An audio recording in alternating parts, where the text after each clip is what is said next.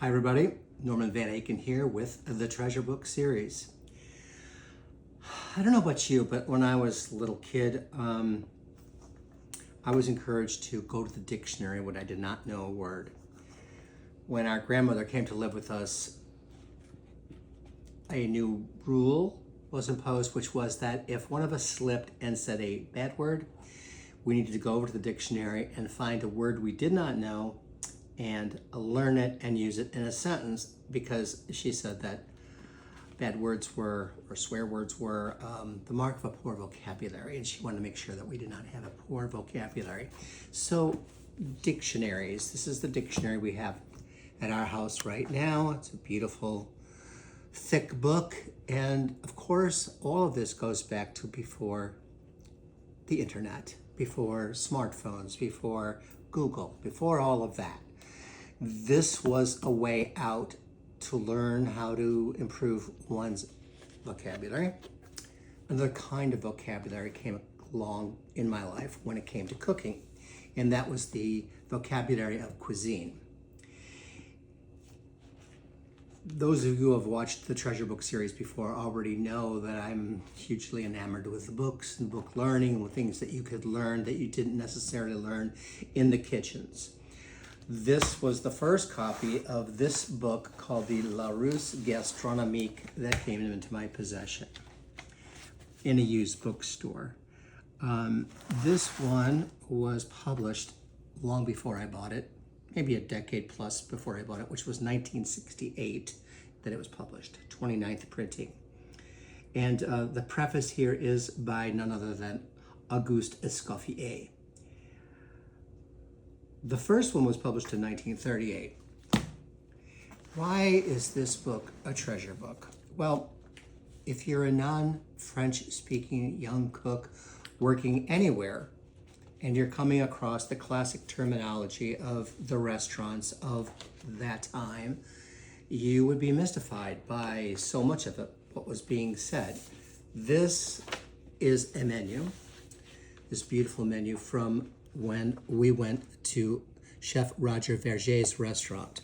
This happens to be the dessert menu.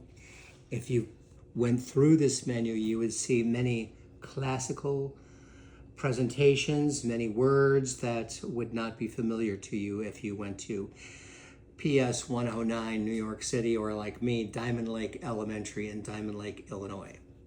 No. And if you wanted to make your way in the world and get past being a line cook your whole life, that meant you better apply yourself. Words are an amazingly powerful thing. It's been noted that William Shakespeare ostensibly has brought over 2,000 words into the English language, words that range from anchovy to puppy dog. More modern writers with great vocabularies would include Nabokov, James Joyce, Thomas Pynchon, and others. Getting back to cuisine. All right, here is a more modern version of LAROUSSE Gastronomique. This one edited by Jennifer Harvey Lang. I don't know how many people would know this. Oh, look, with over 4,000 recipes and 1,000 color illustrations. Hugely important before the age of the internet. Miss Lang, Harvey's her maiden name, was married to the New York restaurateur Georges Lang. Georges Lang came from Hungary. He opened up in New York City and had Café des Artistes, which was a beautiful restaurant to go to. You can jump in anywhere into a book like this. Inside of Chef Verger's menu is the autograph that he put for me. None of this is germane to LAROUSSE Gastronomique, but I love keeping those types of things together. Here, the classification of cheeses. Okay, just, you know, I didn't go to cooking school, but I wanted to learn, and this was a way.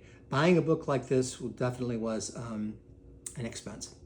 But to me, it was not going to school, it was my school.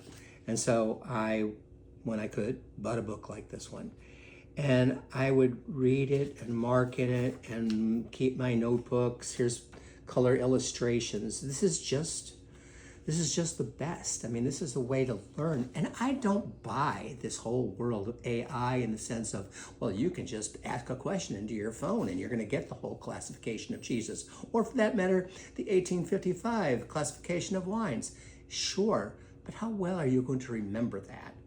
The person who is an actor that goes on the stage and does a character, whether it's Macbeth or something more modern, they're going to have the play imprinted so much more fully upon them because of the line by line studying of what's in the script. What's this? Okay, perfect. Restaurant Charlie in Las Vegas. That was my bookmark. Where was that at? Oh, okay, it's here. The word is daub, a method of braising meat, beef, mutton, turkey, goose, pheasant, rabbit, pork, chicken, certain vegetables. It goes on. But the thing about LAROUSSE is that it starts with something like this, daub, and then it goes into the recipes with their classical names. Here's daub of beef à la Béarnaise. Here's daub of beef à la Provençale. And so there is this kind of association of dishes that then, if you're using your noodle, you are going to be able to go to your specials and show food in various ways. If you were a magician, you would study Houdini. And if you're a chef, I urge you to study things like these heavy-duty reference books. And yes, from this one, came out in the 30s. Is that right? Came out a long time ago. Yeah, 30s. And this one came out in the late 60s.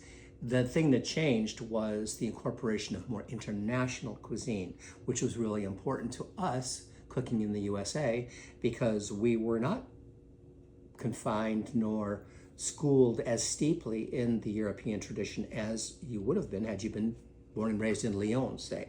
By being born and raised in the United States, so many different influences, the full range, the full gamut. The LAROUSSE Gastronomique, well, I don't know if they're ever going to publish another one, but it is a treasure book. And look at this beautiful painting. It's just enriching. That's what it is, and that's where we'll leave it. The enrichment of books. And of course, I highlighted this one right here, camera lady. Go ahead and close in on this word here. We're studying LAROUSSE Gastronomique, so what word did we highlight out of our dictionary? Gastronome. All right, my fellow gastronomes, my fellow book lovers, I hope you've had a nice time with us this short period of today, and I hope to see you again very soon. In the meantime, I'll be reading this. Have a great night. Bye-bye.